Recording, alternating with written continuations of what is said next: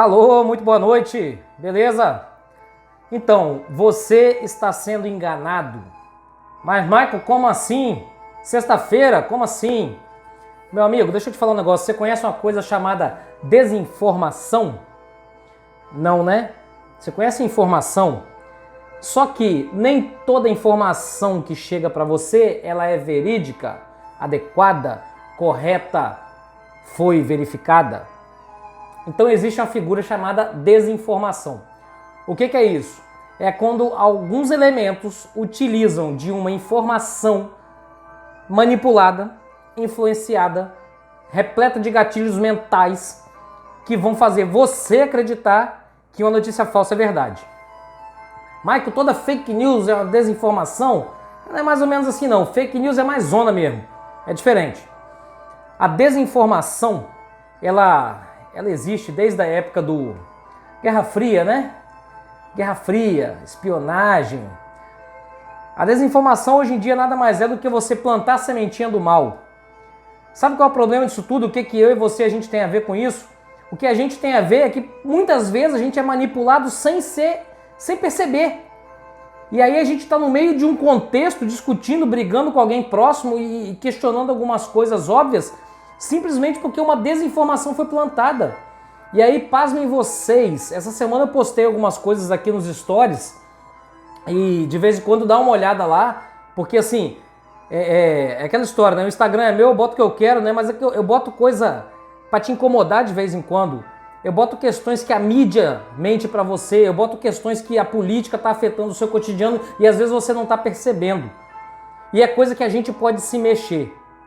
Bota uma piada também pra você poder distrair um pouco e aliviar a tensão, né?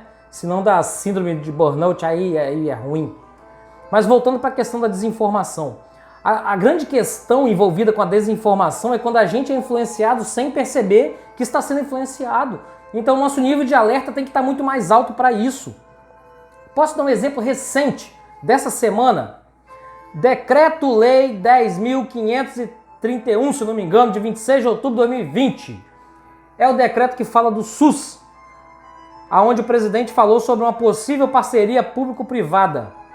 E aí veio um monte de gente que não tinha conhecimento de causa, falou um monte de besteira sobre privatização. Eu não estou defendendo o presidente, tá? Não me interessa quem é o presidente, me interessa que quem está sentado lá trabalha para mim e para você e precisa fazer o que tem que ser feito. Então você tem que entender o seguinte. Primeira coisa, você tem dúvidas sobre a questão de saúde no Brasil? Vai lá na Constituição e procura o artigo 5º. Saúde é inegociável, saúde é cláusula pétrea. Meus amigos advogados vão me ajudar nesse ponto. É cláusula pétrea, então é protegida, amparada pelo Estado. A grande questão é que o Estado banca sozinho muita coisa. Ah, mas Marco, tem corrupção. Eu não estou falando de corrupção, eu estou falando da questão da saúde. Qual que é o ponto? É necessário que tenha uma parceria público-privada para cuidar da saúde. E aí, se você pegou esse decreto e leu ele inteiro, você viu que o que falava era isso. E aí, vamos lá, eu moro em Vila Velha, já existe isso em Vila Velha, existe isso no Espírito Santo, existe isso em vários estados, que é o que? A relação público-privada para sustentar a questão de saúde. E isso tem que ser assim mesmo, cada um de nós pode e deve dar a sua parcela de contribuição.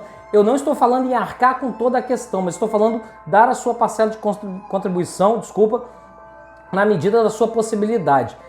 Mas isso é assunto para depois. Tá claro? Então assim, antes de brigar e ser manipulado entre direita e esquerda, Mike, você não fala nem direita nem de esquerda, então você é centrão aqui? Nada disso, tá? Para mim é o seguinte, você é chefe de alguma coisa, você está sentado na cadeira, principalmente das questões públicas, né? Prefeito, governador, senador, presidente, qualquer coisa. Filho, cumpre seu papel, beleza? Não interessa, você está aí, você é um funcionário, né, da população, então cumpre seu papel. Vamos voltar, desinformação. Presta atenção.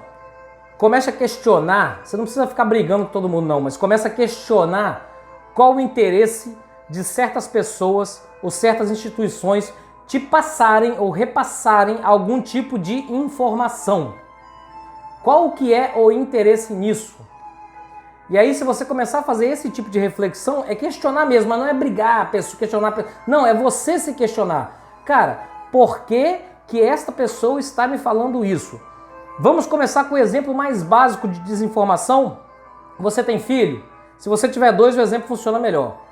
Quando um filho vai falar pro papai mal do outro filho. Papai, o fulaninho fez isso. Papai, o fulaninho me bateu. Papai... Na maioria das vezes, essa fala é carregada de emoção e não reflete a realidade. Isso é desinformação. E aí você vai tomar uma atitude que é punir ou não a outra criança baseado no que a primeira falou. Beleza? Isso se chama desinformação no nível mais básico, no nível maternal, paternal, no nível de dentro de casa. Beleza? Eu já dei um exemplo do governo.